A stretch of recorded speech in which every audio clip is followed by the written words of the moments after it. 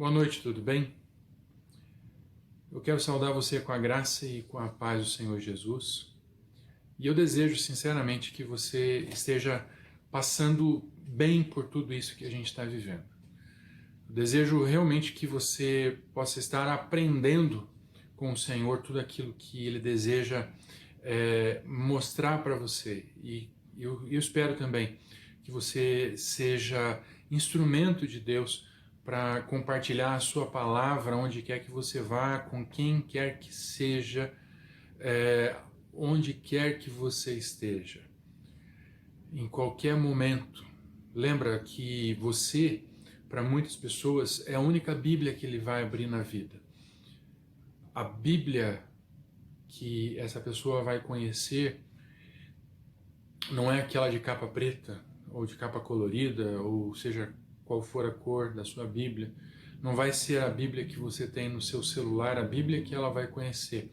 É a Bíblia que você pratica, é a Bíblia que você vive. Então, pensa nisso. Quando você tomar certas decisões, pensa nisso quando você falar algumas coisas com algumas pessoas. Pensa em tudo que você é e pensa em tudo que você pode ser nas mãos do Senhor. Pensa também que o momento que a gente está vivendo é um momento único, um momento para avaliarmos, refletirmos a respeito do nosso papel como igreja. Eu sempre tenho dito e volto a afirmar que nós, para sermos igreja, precisamos estar juntos uns dos outros. Nós, para sermos igreja, precisamos estar reunidos, congregando. É aí que está a força da igreja. A força da igreja consiste em sermos uma unidade, de sermos uma reunião de pessoas únicas, salvas pelo único Deus, pelo único sacrifício possível, executado pela única pessoa que poderia, o Senhor Jesus, o qual, além de ser executor do sacrifício, é o próprio sacrifício. Então, eu quero que você se lembre disso e entenda isso, que você é a igreja, a reunião de pessoas salvas, alcançadas pelo Senhor, com um objetivo. O objetivo da igreja é a glória do Senhor. Mas eu quero que você também entenda que nesse momento o que temos é isso. Eu de um lado, você do outro. Mas o que temos também é muito bom, já falei na outra semana, o momento em que nós podemos compartilhar essas imagens, essas mensagens com muitas pessoas. Lembra de fazer isso também. Lembra de compartilhar essa palavra com outras pessoas. Lembra de contar para as pessoas que você está ouvindo algumas coisas, que você está participando de alguns eventos pela internet e que esses eventos sejam da nossa igreja, sejam de outra igreja. O que importa é que você compartilhe com as pessoas aquilo que você está vivendo nesse momento e as palavras que você está recebendo. Isso é o que Deus tem nos chamado para fazer nesse momento. Então não se omita, mas compartilhe aquilo que Deus tem dado a você com todas as pessoas que você conhece, com todas as pessoas que você pode compartilhar. Lembra de fazer isso. Lembra também que há momentos específicos na nossa vida em que nós somos pautados por alguns determinados assuntos. E eu quero compartilhar com você o texto da abertura do culto. São 2 versículos. E esses 2 versículos, eles também vão nos mostrar algo a respeito da mensagem que teremos daqui a pouco.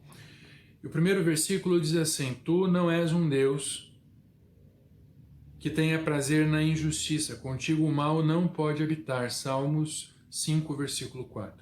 Salmos 5, versículo 4. Vou ler novamente. Tu não és um Deus que tenha prazer na injustiça, contigo o mal não pode habitar. Não pode habitar o mal com Deus, porque Deus é bom. E o mal é a ausência do bem, é a ausência do bom. Então, pensa que ao lado do Senhor só existe o bem, só existe Ele, não há mal. Agora pensa que muitos de nós, sendo instrumentos do Senhor, ou tentando ser instrumentos do Senhor, temos nos omitido e temos talvez até mesmo em alguns momentos impedido que a graça e a misericórdia dele chegue a outras pessoas. É importante que nós entendamos isso, e é importante que nós possamos compreender que o Senhor é Deus de amor e Deus de justiça, e nele não há mal. No Salmo 43, versículo 1, Salmos 43, versículo 1, o salmista ele clama a Deus: faze-me justiça, ó Deus, e defende a minha casa contra um povo infiel. Livra-me dos homens, traidores e perversos. Esse é o clamor de alguém que ansiava por receber justiça da parte de Deus.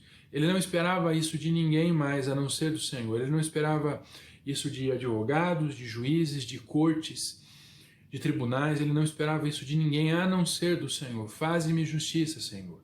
Faze-me justiça e defende a minha causa. Defende a minha causa, porque a minha causa, ou seja, quando ele fala defende a minha causa, olha a minha causa, analisa a minha causa como se fosse um advogado, analisa, vê se é justa e me ajuda diante dos meus acusadores, me ajuda diante dos meus perseguidores. Deus é justo, Deus é amor, e Deus se importa com você e cuida de você. Por isso que é tão importante você se colocar diante dele em todos os momentos, se colocar diante do Senhor em todos os assuntos e pedir a ele a opinião que ele tem a respeito de cada assunto. E orando e clamando e buscando na palavra dele, você vai encontrar as definições de Deus para cada um dos problemas que você está vivendo, o que você virá a passar. Mas o que importa é que Deus, ele conhece aquilo que nos aflige, ele sabe aquilo que nos aflige, ele conhece a nossa dor e por isso ele se compadece de nós. Por isso ele estende a sua mão e derrama sobre nós a sua justiça e a sua misericórdia. Eu quero que você pense bem a respeito disso. Nós vamos meditar mais a respeito desse assunto nesse momento, daqui a alguns momentos, mas eu queria muito que você pensasse nisso. Eu quero orar por você e com você nesse instante, para que Deus continue fazendo com que você entenda a sua palavra e que ele te vocacione cada vez mais, que ele te chame cada vez mais alto para que você cumpra a palavra dele. Vamos fechar os olhos, vamos orar. Senhor Deus, em nome de Jesus, nos colocamos diante de Ti e entregamos, ó Deus, as nossas vidas ao Senhor, diante do Teu altar e pedimos, ó Pai, a manifestação do Teu Espírito sobre as nossas vidas, sobre as nossas casas, sobre os nossos negócios. E pedimos também, ó Deus, que o Senhor derrame sobre nós o sangue do Cordeiro, que purifica o homem de todo o pecado e nos livra da danação eterna, mas nos coloca diante do Senhor e nos dá acesso à vida eterna ao Teu lado. Em nome de Jesus, Pai, nós clamamos pelo Teu amor, clamamos pela Tua justiça e clamamos, ó Deus, pela Tua graça e misericórdia. Aceita, Senhor Deus, clamamos ao Senhor nesse instante, que o Senhor aceite os nossos louvores, que o Senhor aceite, ó Deus, as nossas orações, que o Senhor as receba, que esteja agradável ao Senhor os nossos louvores e que as nossas orações, ó Deus, cheguem ao Teu coração e que o Senhor, ó Deus, possa nos mostrar o caminho e fazer, ó Deus, com que nós entendamos qual é a Tua vontade em cada caso, em cada aspecto.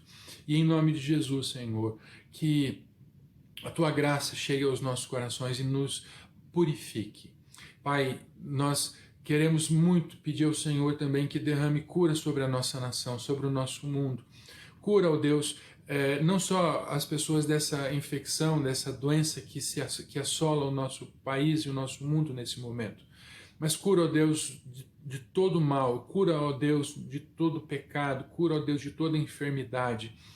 Ó Deus, em nome de Jesus, nos protege, protege os nossos idosos, ó Pai, protege as nossas famílias, protege a nossa igreja e as nossas igrejas.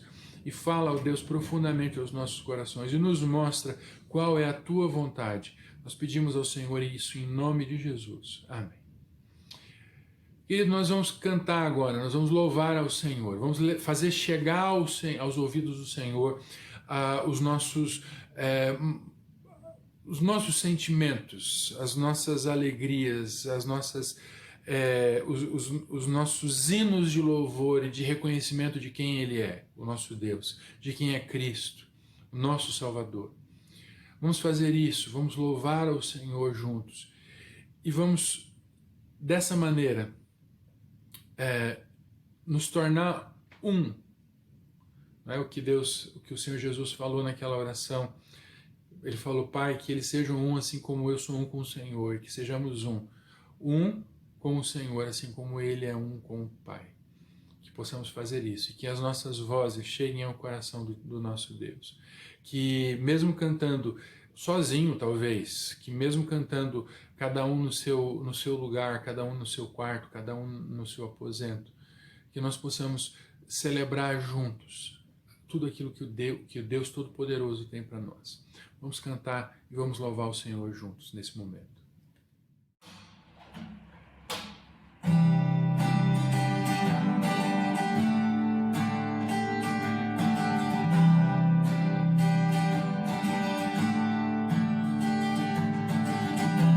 Eu te quero mais do que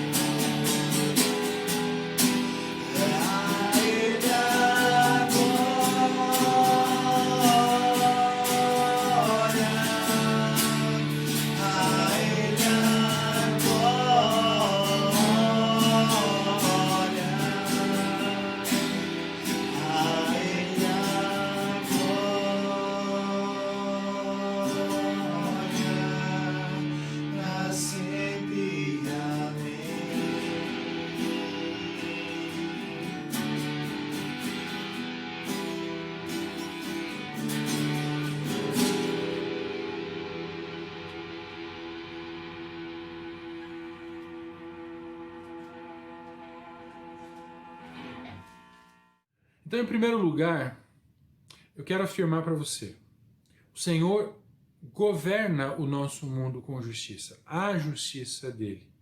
Ele governa todos nós com justiça. E ele age dessa maneira porque ele pode, porque ele é isso. E ele ama a justiça, porque ele é justiça. Deus Todo-Poderoso, ele decide, por sua graça, por sua própria vontade, entregar a todas as pessoas toda a sua graça e entregar a todas as pessoas toda a sua justiça. E ele entrega isso a todas as pessoas e determina que nós façamos o mesmo, que que o nosso agir seja como é o agir dele, que nosso falar, nosso mover seja todo ligado à justiça, que os nossos negócios, que os nossos pensamentos, que os nossos acordos, todos eles sejam baseados na sua palavra, todos eles sejam cheios da sua justiça. Por quê? Porque Deus odeia a injustiça. E segundo o texto de Deuteronômio 25, 13 ao 16, Deuteronômio 25, 13 ao 16, na tua bolsa não terás pesos diversos, um grande e um pequeno. Na tua casa não terás 2 tipos de efa, um grande e um pequeno. Peso inteiro e justo terás, efa inteiro e justo terás, para que se prolonguem os teus dias na terra que te dará o Senhor teu Deus. Porque abominação é ao Senhor teu Deus todo aquele que faz isso, todo aquele que fizer injustiça. Ou seja, segundo o texto de Deuteronômio 25, 13 ao 16, Deus abomina aquele que age com injustiça. Deus abomina, ele sente nojo daquele que age com injustiça, daquele que prevarica em relação aos direitos do outro. Ele nos governa, ele governa todo o universo com justiça. E ele estende a sua graça com justiça para todas as pessoas. E ele tem o desejo de realizar obras e coisas em nossas vidas e através das nossas vidas. E ele faz isso porque ele pode. E ele determina que nós façamos o mesmo e ele nos dá autoridade para que o nosso agir seja como é o agir dele. Em Provérbios 6, 17, diz assim: mais do que o Senhor detesta. Provérbios 6, 17 diz: olhos altivos, língua mentirosa, mãos que derramam sangue inocente, é o que ele detesta. Ele detesta aquele que faz mal ao seu semelhante. Ele detesta, ele odeia, ele sente enjoo daqueles que têm língua mentirosa, daqueles que são arrogantes e que não compreendem que tudo o que tem vem do Senhor, tudo o que são vem do Senhor. E mãos que derramam sangue inocente, que praticam o mal de maneira voluntariosa, não é? Eles de maneira voluntária eles praticam o mal e derramam sangue inocente. E veja, derramar o sangue inocente aqui não significa somente o assassinato de algum inocente, mas significa tudo aquilo que pode levar ao derramamento de sangue ou à morte de alguém que poderia ter sido evitada se eu praticasse a justiça ou se aquele determinado indivíduo ou você agisse com a justiça que o Senhor deseja. Então veja, o Senhor é Deus de justiça, ele é santo, ele odeia a injustiça, ele sente nojo disso. Em Provérbios 17, 15, nós vemos mais, Provérbios 17, 15, a palavra diz que o que justifica o ímpio e o que condena o justo, tanto um como o outro, são abomináveis ao Senhor. Eu quero que você entenda bem o que está escrito aqui. Aquele que justifica o ímpio, que justifica o criminoso, que diz que está tudo bem o que o criminoso está fazendo. Tanto aquele que condena o justo, aquele que condena aquele que não cometeu crime nenhum, tanto um quanto o outro, são vistos pelos olhos de Deus como abomináveis. E muitas vezes talvez nosso agir tenha sido em detrimento da vontade do Senhor, e muitas vezes, quem sabe, nós tivemos olhos altivos, língua mentirosa, talvez nós tenhamos agido de maneira que, pelos nossos atos, alguém possa ter se ferido, ter se machucado. Quem sabe nós tenhamos incorrido no crime de condenar alguém que era justo, ou absolver alguém que era injusto, que era culpado. Isso é muito complicado, isso é muito, muito sério. É muito sério porque o Deus de justiça, o Deus de amor, o Deus que derrama do seu próprio sangue, se faz homem e derrama o próprio sangue para dar vida aos seus filhos, esse Deus maravilhoso, ele nos dá da sua presença para que a gente haja no mundo como ele deseja de maneira que ele seja conhecido. Ele dá ferramentas para cada um de nós para que o nosso agir seja para que ele seja conhecido em todos os lugares, por todas as pessoas. Veja, o Deus Todo-Poderoso, Senhor de Justiça, ele declara que a injustiça é sinal de corrupção, é sinal do pecado, a injustiça, que essa corrupção que assola a injustiça é sinal da corrupção, e a corrupção assola todo o nosso mundo, toda a nossa realidade, a nossa humanidade, o nosso país, as organizações, todas elas são assoladas pela corrupção. Porque a corrupção do ser humano, a injustiça que praticamos é tão grande que ela acaba se entranhando nas estruturas de poder, nas estruturas de todas as organizações, inclusive muitas vezes. E pena por isso. E lamentamos por isso, mas muitas vezes na própria igreja. A própria igreja, que deveria ser instrumento de Deus para salvação das pessoas que ele ama e que necessitam de salvação, muitas vezes essa igreja é utilizada por corruptos, ela é corrompida por corruptos e ela é tornada impura. E maldição. E o Senhor acaba sendo confundido com o que algumas igrejas ou algumas pessoas pregam. O Senhor é justo, o Senhor é amor, o Senhor odeia a injustiça. E sabe, Ele nos dá a capacidade, Ele nos deu a outorga do seu poder. Ele nos deu a autoridade no seu nome para agirmos e governarmos o mundo, para fazermos as coisas de acordo com a sua vontade. Ele governa o mundo com justiça, segundo esse Salmo 89, 14, que já lemos antes, não é? De justiça e de direito é o fundamento do trono de Deus. Ele governa assentado em um trono que foi fundado na justiça e no direito.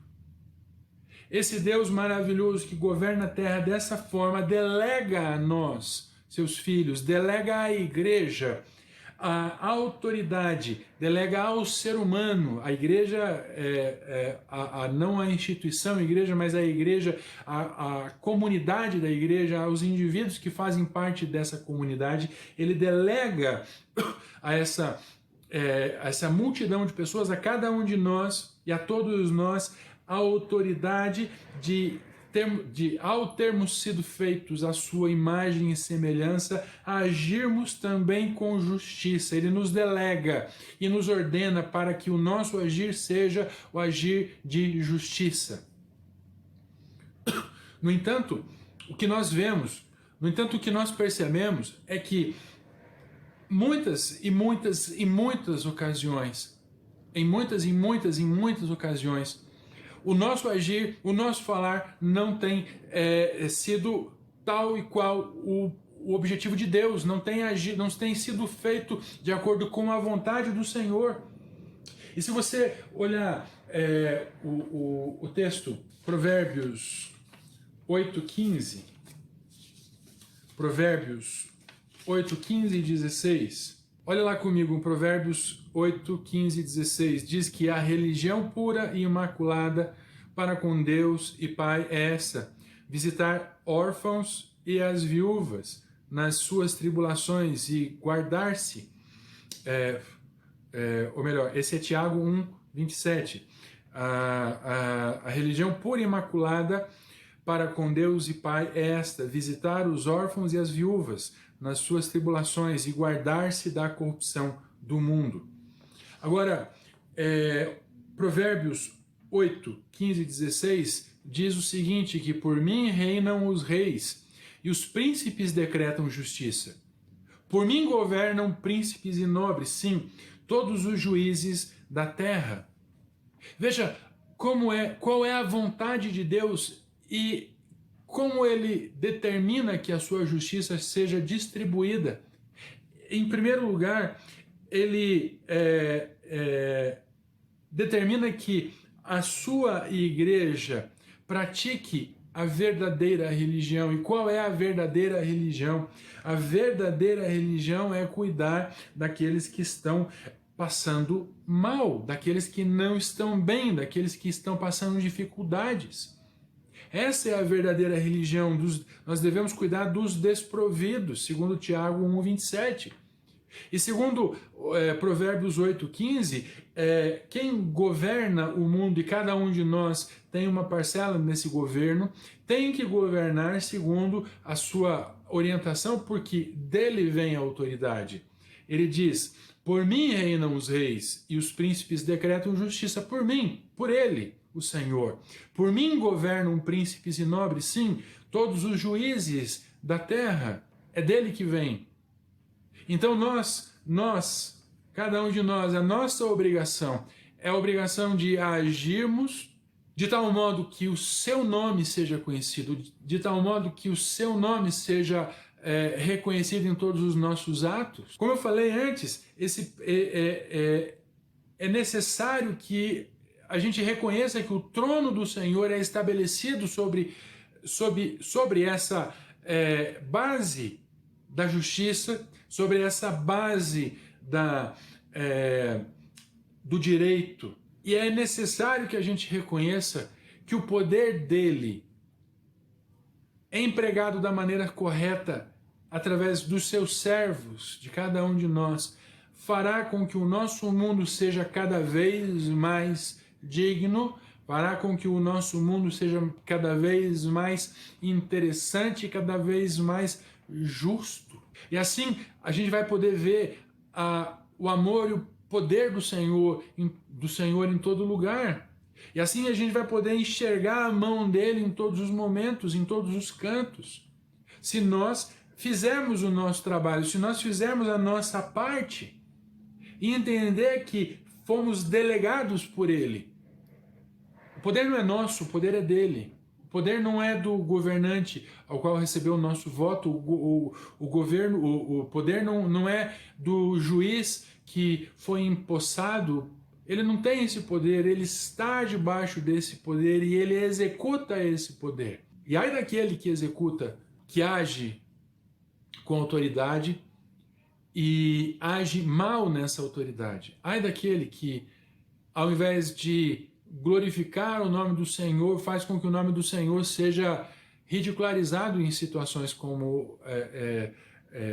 em situações onde a sua justiça deveria ser vista a olhos claros. Nós precisamos, sim, entender que o Senhor deseja que as pessoas deixem de buscar a satisfação nos seus próprios feitos, deixem de buscar a satisfação naquilo que é mal, na satisfação dos seus próprios desejos e nós temos que entender que o nosso trabalho agindo com a autoridade de Deus é levar ao entendimento de todas as pessoas que o melhor é fazer a vontade de Deus.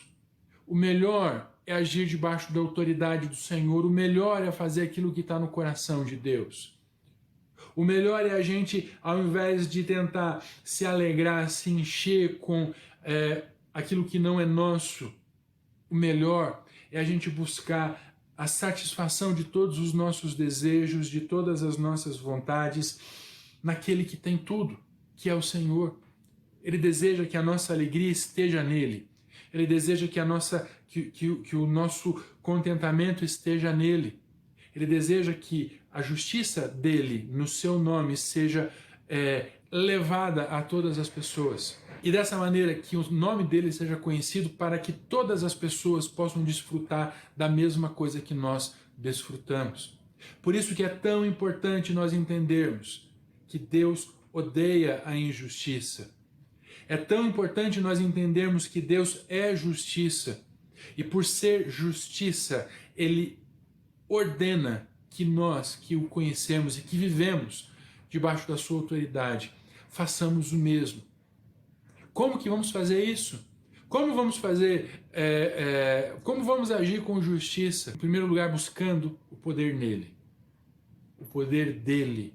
Em segundo lugar, colocando as nossas mãos, colocando o nosso corpo, a nossa mente, todo o nosso ser ao dispor do Senhor. Procura entender, procura colocar em prática e procura ouvir a voz do Senhor. Procura entender a vontade dele, procura ouvir a voz dele e cumprir aquilo que ele está te chamando para fazer.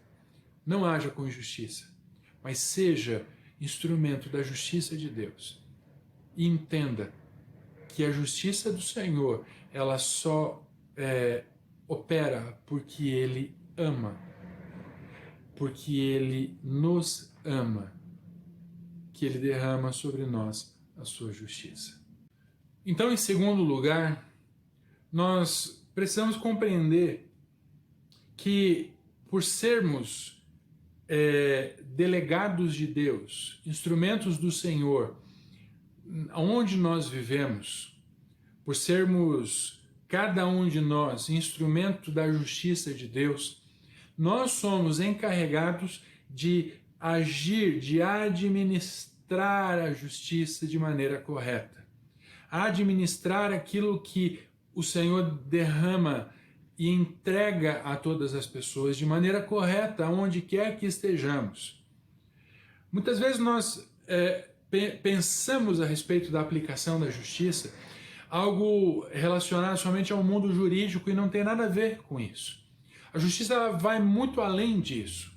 A justiça é um princípio divino e só há justiça, só há o direito civil, o direito criminal e toda a Constituição, só há isso, porque há o direito natural, o direito que vem do próprio Senhor, que é natural a cada um de nós. E Ele entrega essa justiça para que nós, como eu falei antes, para que nós sejamos instrumentos dele. Mas como agir de maneira que a justiça seja distribuída entre todas as pessoas? Em primeiro lugar, eu quero repetir um texto que já lemos antes. Deuteronômio 25, 13 e 16.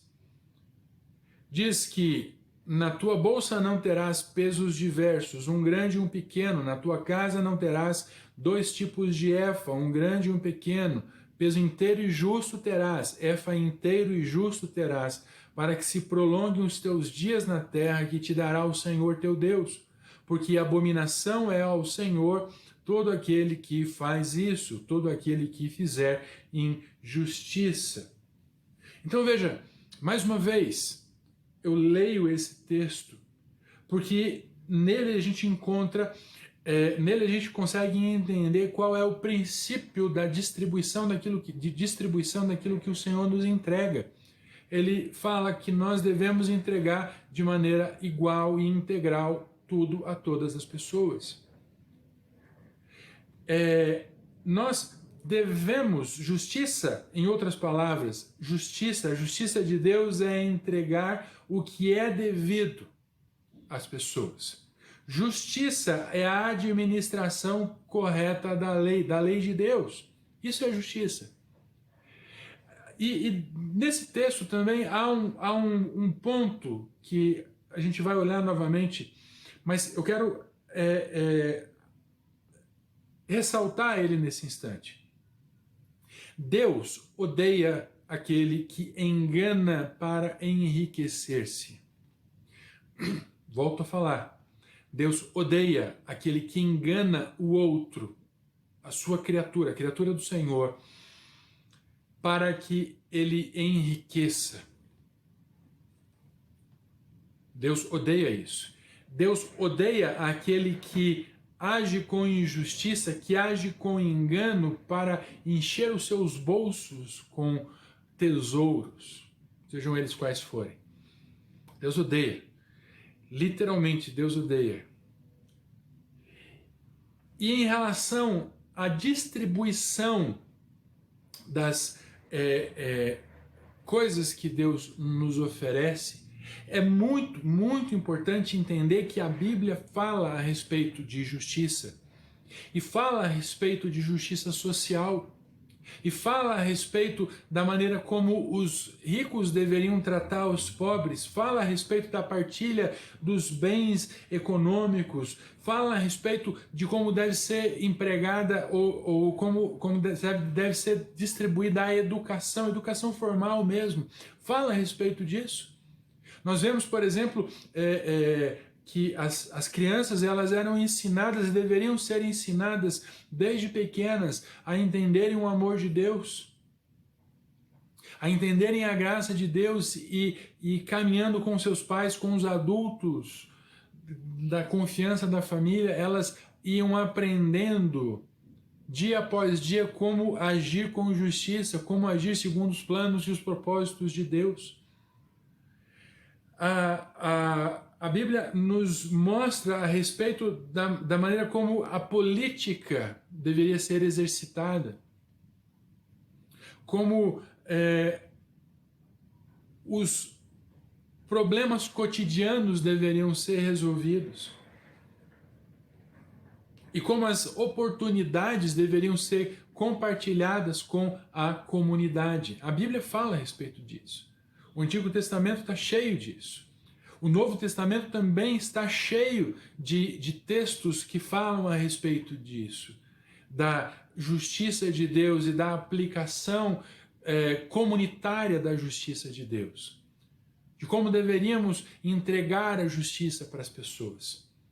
Há uma coisa que sempre me toca o coração, e eu já preguei algumas vezes, já falei algumas vezes a respeito disso, mas é a história de Ruth, que tendo ela e a sua sogra, tendo passado por muitas e muitas dificuldades, voltam empobrecidas, miseráveis, voltam para sua terra natal, para a terra natal da sogra, e lá naquele lugar, as duas viúvas, as duas sem ter a quem recorrer, necessitam do cuidado de um parente distante, necessitam do cuidado de alguém que poderia oferecer alguma dádiva para elas.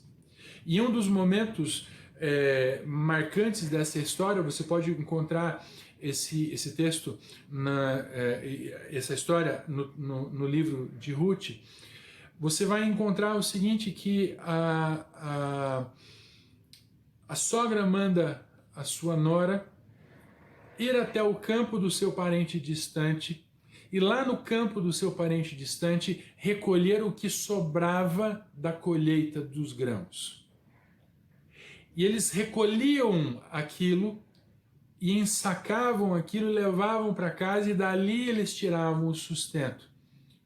Porque era proibido aos donos dos campos recolherem os grãos ou os feixes de grãos que tivessem caído, que tivessem sobrado. Eles não podiam fazer um arrastão e pegarem aqueles grãos que ficaram para trás. Não podiam, porque aqueles grãos que ficaram para trás, e eram muitos. Se você já viu colheita, você sabe do que eu estou falando. Sobra, hoje nem tanto, mas a colheita manual acaba sobrando muitas coisas. A colheita mecanizada, ela leva tudo, mas a colheita manual, ela sobra muitas coisas, porque os feixes de grãos, de trigo, de cevada, eles eram amarrados né, eles eram amontoados e eram amarrados em feixes e eram deixados ali. Aí eles juntavam de novo e faziam aquilo e ficavam repetindo. Às vezes, quando eles iam colocar na carroça o feixe, ele desamarrava, eles perdiam aquele feixe e eles deixavam para trás, eles não reuniam de volta, porque eles precisavam entregar aqueles grãos para quem necessitava, eles deixavam. Então eles iam colhendo, e depois da colheita, as outras pessoas que não tinham de onde tirar, não tinham recursos, eles iam buscar os grãos. Uma coisa que eu acho interessante, eu já no litoral, em algumas ocasiões, quando eles pescam tainha, então eles fazem aquela rede, né, aquele arrastão, e eles puxam para a praia, e eles puxam muito peixe. E conforme eles vão puxando, algumas pessoas vão se aproximando da praia e ajudam a trazer a rede, e não são da família do pescador, não são da cooperativa, são outras pessoas quaisquer. Eles puxam as redes juntos, e ao final daquela pesca, eles ganham de presente 1 ou 2 tainhas. Entenda o que isso significa. Significa partilhar o que me sobra, partilhar o que Deus me deu, partilhar aquilo que o Senhor me deu em abundância. A Ruth, ela foi provida de recursos, porque havia na palavra de Deus um instrumento que determinava que aqueles que eram donos de terra, que eram donos de propriedades, que estavam colhendo os seus frutos, não podiam reclamar pelo que tinha ficado no chão. E muitas vezes nós estamos rastelando o chão, a sociedade, eu digo nós como sociedade, estamos rastelando o chão e impedindo as pessoas de buscarem a subsistência. Isso não é agir com justiça, isso não é agir com o amor de Deus, com a glória, com a graça de Deus. Lembra, Deus odeia quem engana para enriquecer, assim como Deus odeia quem age de maneira avarenta. Deus odeia isso. E nós, como líderes de Deus, como a igreja foi chamada para estar na frente. Então nós, como líderes que somos, nós fomos chamados por Deus para ajudar os desprovidos, para cuidar daqueles que estão vulneráveis. A igreja foi chamada para cuidar dos fracos. Como lemos naquele outro texto de Tiago 1:27, porque ela é ministro de Deus, Provérbios 1:27, a religião pura e imaculada para com Deus, Provérbios 1:27, a religião pura e imaculada para com Deus e Pai é esta: visitar os órfãos e as viúvas nas suas tribulações e guardar-se da corrupção do mundo. É isso que a igreja deve fazer, levar à justiça e cuidar daqueles que são fracos, cuidar daqueles que estão desprovidos. Deus nos chama para sermos instrumentos da sua justiça, para agirmos com graça, para mostrarmos ao mundo quem Ele é, para mostrarmos ao mundo como Ele age e de que maneira amorosa são os seus, e como são amorosos os seus atos. Mas se nós não contarmos, se nós não mostrarmos para as pessoas, elas não vão acreditar, elas não vão entender. Elas precisam enxergar a Bíblia em nós. Se você, se você quiser entender como Deus olha o administrador mau, o administrador que age com injustiça, você pode olhar aqui comigo no versículo, em Romanos capítulo 13, versículo 4. Romanos capítulo 13, versículo 4.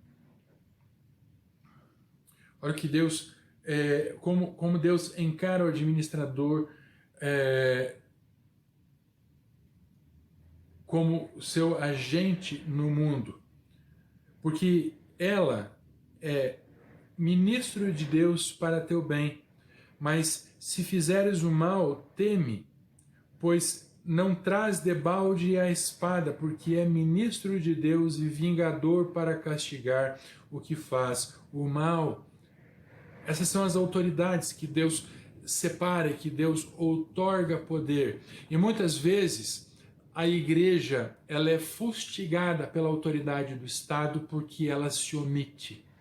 Muitas vezes a igreja ela é fustigada pelo, eu vou usar uma palavra bíblica, né? Ela é fustigada pelo aguilhão do acusador, porque ela se omite onde ela deveria se manifestar.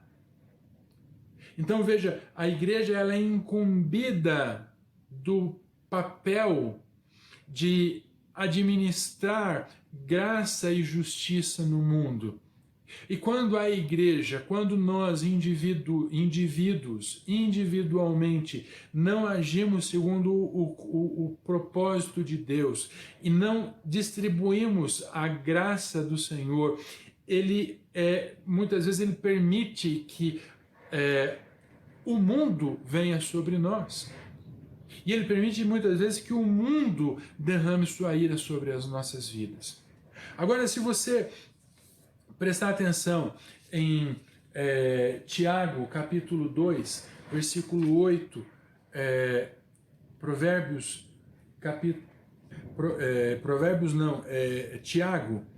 Tiago, capítulo 2, versículo 8 ao 14. Tiago, capítulo 2, do versículo 8 ao 14. Todavia, se cumprirdes, conforme a Escritura, a lei real, amarás a teu próximo como a ti mesmo. Bem fazeis, mas se fazeis acepção de pessoas, cometeis pecado, e sois redarguidos pela lei como transgressores. Porque qualquer que guardar toda a lei e tropeçar em um só ponto, tornou-se culpado de todos. Porque aquele que disse não cometerás adultério, também disse não matarás. Se tu, pois, não cometeres adultério, mas matares, está feito o transgressor da lei. Assim falai e assim procedei como devendo ser julgados pela lei da liberdade. Porque o juízo será sem misericórdia sobre aquele que não fez misericórdia. E a misericórdia triunfa do juízo. Meus irmãos, que aproveita se alguém disser que tem fé e não tiver as obras. Porventura, a fé pode salvá-lo? Assim age o nosso Deus e assim age o Senhor em relação a cada um de nós. Ele deseja que nós sejamos instrumentos em suas mãos para que a justiça seja cumprida, para que a justiça alcance todas as pessoas. E se nós não praticamos a justiça, se nós não entregamos a justiça que temos recebido, querido, nós estamos sendo injustos e a injustiça é castigada. Se nós não somos administradores corretos, se nós nos furtamos ao dever de fazer aquilo que o Senhor nos ordena que façamos, nós somos injustos e nós somos administradores maus e de uma certa forma nós estamos enganando. E Deus odeia quem engana para enriquecer. Deus olha aqueles que não cumprem a sua lei, que não agem não derramam, não distribuem a sua justiça. Deus olha para essas pessoas, Deus olha para nós quando agimos assim, com nojo. Veja como é importante. Muitas vezes nós entendemos também que o injusto é somente o de fora. Amados, muitas vezes e quase sempre o injusto somos nós. O praticante de injustiça somos nós. Porque o mundo age com injustiça porque a igreja não age com justiça. Porque a igreja se omite do seu dever, da sua obrigação de levar a palavra de Deus a todos os lugares e falar com todas as pessoas. Então, pessoas são feridas, pessoas são machucadas pela nossa omissão. Nós precisamos, você precisa, eu preciso, agir de acordo com os padrões de Deus. Não sejamos administradores infiéis. Não sejamos ministradores injustos da justiça de Deus. Em terceiro lugar, eu preciso contar para você qual é o castigo da injustiça. O que é o castigo da injustiça? O que é o castigo do injusto? Levando em consideração que a injustiça é o contrário da justiça, é seguir na direção oposta à vontade de Deus, significa que o injusto comete pecado, a injustiça é pecado. E o castigo da injustiça não é outro, senão o castigo que aquele que quebra os princípios eternos e santos de Deus merece. Ou seja, novamente, a recompensa para o injusto é o castigo pela quebra do princípio ou dos princípios eternos de Deus.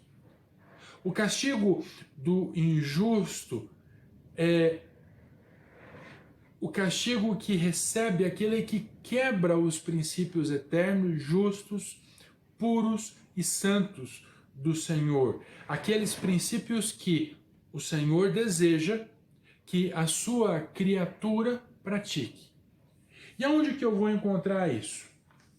Onde você pode confirmar isso que estou falando? Abra sua Bíblia ou acompanhe a leitura de Mateus 25, Mateus 25, o versículo 42 até o 46.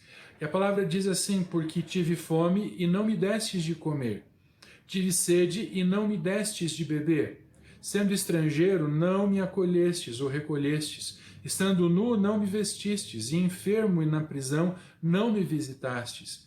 Então eles também lhe responderão dizendo: Senhor, quando te vimos com fome ou com sede, ou estrangeiro, ou nu, ou enfermo, ou na prisão, e não te servimos? Então lhes responderá dizendo: em verdade vos digo, que quando um destes pequeninos o não fizestes, a um destes pequeninos o não fizestes, não o fizestes a mim. E irão estes para o tormento eterno, mas os justos para a vida eterna. Mateus 25, 42 ao 46.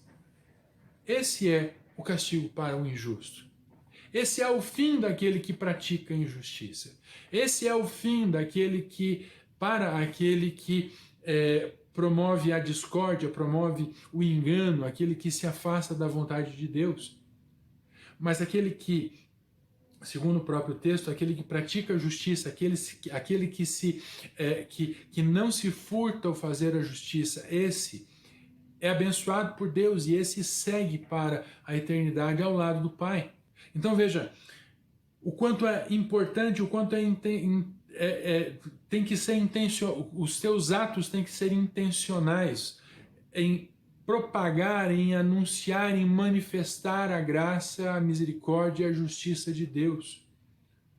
O injusto, aquele que recolhe a mão, aquele que ofende o poder de Deus, aquele que age na contramão do que o Senhor deseja, a esse está condenado ao inferno, a esse está condenado ao tormento. ao tormento eterno, mas aos justos para a vida eterna, o tormento eterno. O que é o tormento eterno, senão a eternidade longe de Deus?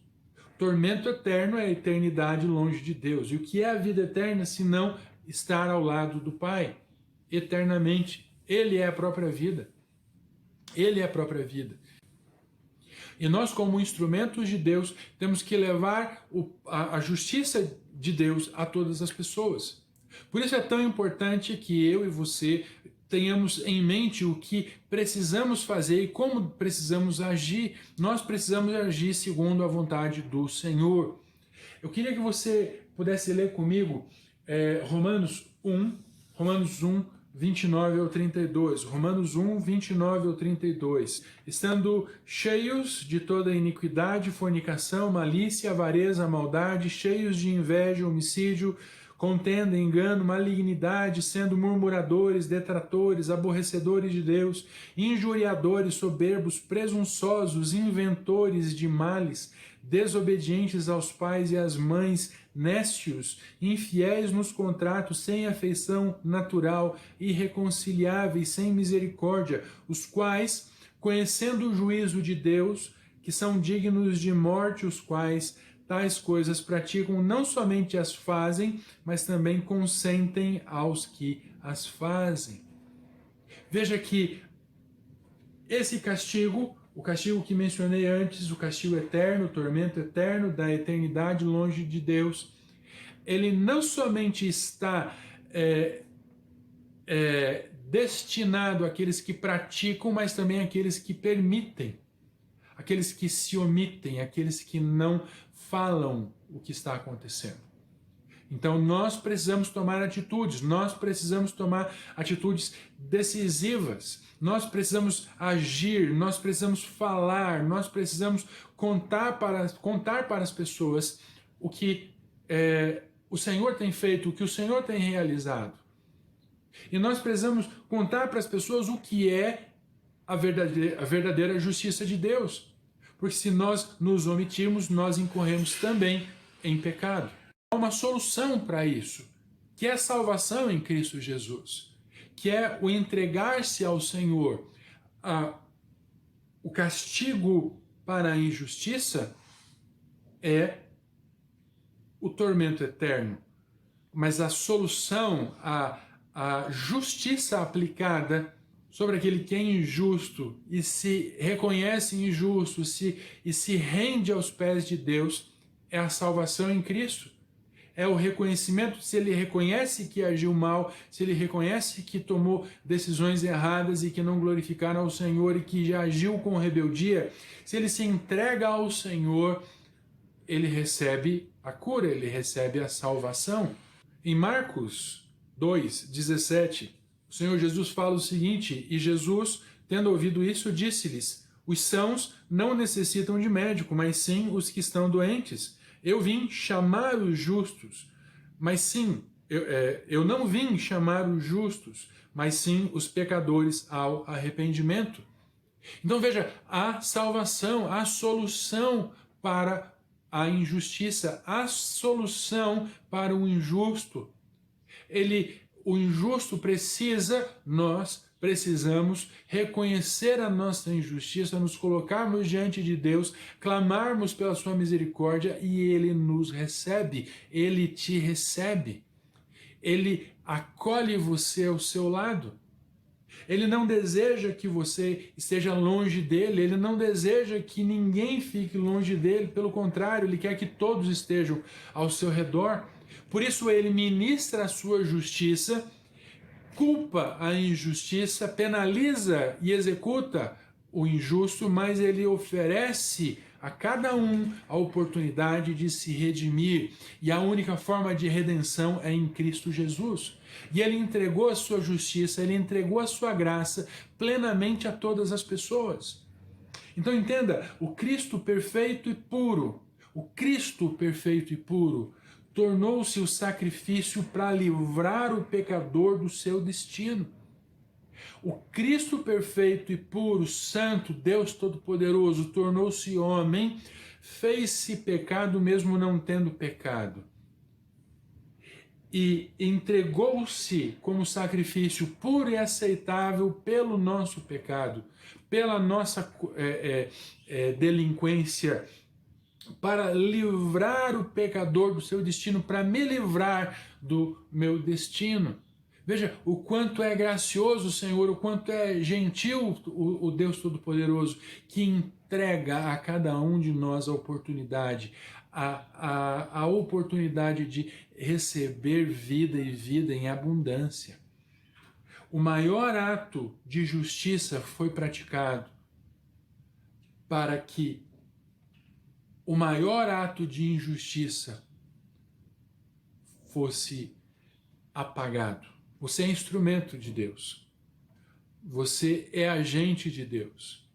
Muitas pessoas não conhecem, muitas pessoas não ouvem, muitas pessoas ainda não entenderam, mas você foi chamado, está sendo chamado para compartilhar a palavra, para levar a palavra àqueles que não a entendem, àqueles que não compreendem. Você tem o dever de tornar-se Bíblia para aquele que não lê a Bíblia.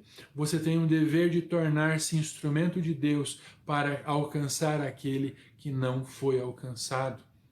E se você ainda não se entregou, se você ainda não derramou completamente sua vida diante do Cordeiro, esse é o momento também. A injustiça não precisa ser penalizada, porque alguém já tomou o preço da injustiça sobre os seus lombos, foi Cristo. Você não precisa carregar a sua culpa. Você pode depositar a sua culpa na cruz de Cristo. E você pode carregar a cruz de Cristo. E a cruz de Cristo, o fardo de Cristo é suave. E Ele entregou para você. Ele entregou para mim. Ele entregou para qualquer um que desejar deixar o seu fardo para carregar o dele. Está aí a decisão que você precisa tomar. Está aí a decisão que você precisa levar até as outras pessoas, a palavra que você precisa levar às outras pessoas. Você precisa tomar a decisão de não ser injusto, de praticar a justiça, de levar o nome do Senhor ao conhecimento de todos. Mas você também tem a incumbência de, você precisa reconhecer o seu mal, o seu pecado, reconhecer que você precisa do cuidado, da atenção de Deus. Você precisa do poder de Deus. Olha para isso. Olha para a sua vida, olha para a graça de Cristo. Olha para quem você é, olha para quem Ele é. E escolhe o melhor para você. Então nós chegamos ao final de mais um culto, com essa palavra realmente impactante, realmente instigante, e com essa chamada para ação muito profunda. Precisamos tomar uma iniciativa, precisamos contar para as pessoas quem é o Senhor Jesus. Mas chegando ao final desse culto, nós precisamos também tomar algumas providências, né? Uma delas é dizer que semana que vem ainda não teremos o culto presencial. Dizer que semana que vem é o dia da ceia. E assim como eu mencionei no começo desse mês, e falei a você e fiz aquela ministração, eu afirmo para você, eu te dou a oportunidade de conduzir você na ceia, não é, depois da mensagem, mas se você desejar, você pode tomar a ceia em sua casa, junto com a sua família, com os elementos que você tiver, de preferência o pão e um cálice de suco de uva. Né? Você pode compartilhar o cálice com os seus queridos ali, ou então você pode cada um tomar no seu próprio cálice, mas o que importa é que você aproveite essa oportunidade, né? Lembrando que a ceia, ela não é um momento de dor, é um momento de reflexão, mas é um momento de alegria, porque nós não celebramos a morte de Cristo, mas nós celebramos a vitória de Cristo na cruz. Então, lembrando qual deve ser o tom que você vai assumir quando você estiver ministrando a ceia na sua casa. Lembrando que você é igreja também em sua casa. Lembrando que você pode, sendo santo, sendo alguém que entregou-se a Cristo e buscou a vida nova em Cristo e foi batizado, você pode participar da ceia, inclusive ministrar a ceia. Então, essa é a nossa orientação a você nesse momento. Se você não quiser ministrar a ceia na sua casa, fique à vontade. Assim que pudermos, juntos faremos também a ceia, como mencionei em outro vídeo, em outro culto. O primeiro culto público juntos que tivermos, nós celebraremos a ceia. Então, eu deixo a você a oportunidade, eu deixo a você a escolha, a decisão para esse momento, tá? Então, fique à vontade em relação a isso. Outra providência que precisamos tomar é aquela providência de compartilhar o vídeo, compartilhar as nossas mídias com as outras pessoas, né? A cada dia nós vamos buscando melhorar, temos alguns planos pela frente que ainda não puderam se concretizar, mas estão a caminho, e cada um desses planos certamente servirão, né, para manifestação da glória do nosso Deus, para a manifestação do poder do nosso Deus, para a nossa instrumentalização.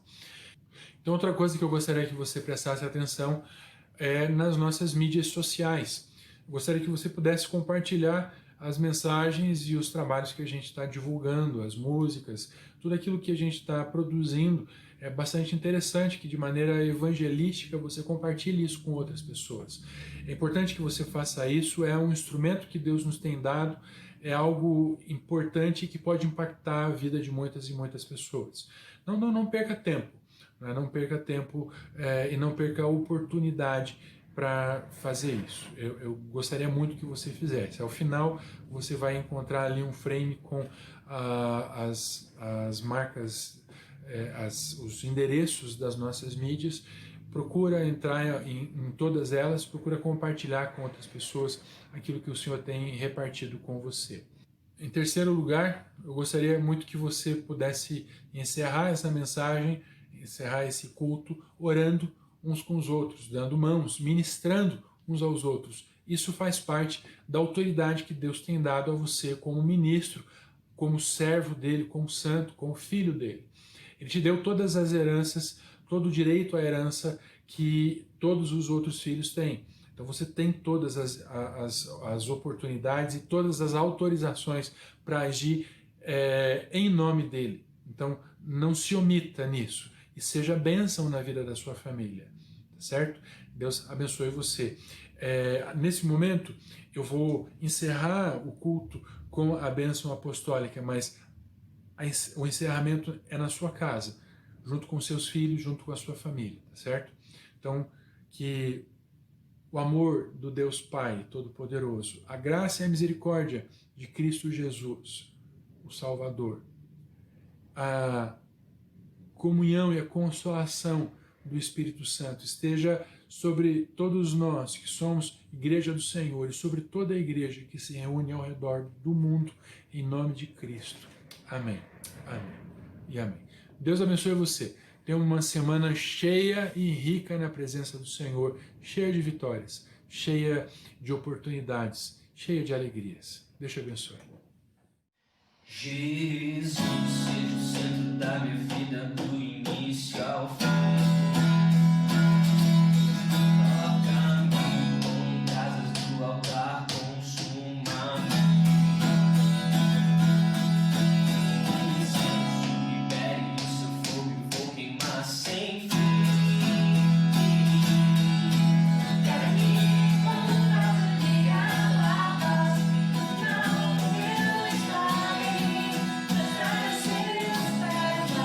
See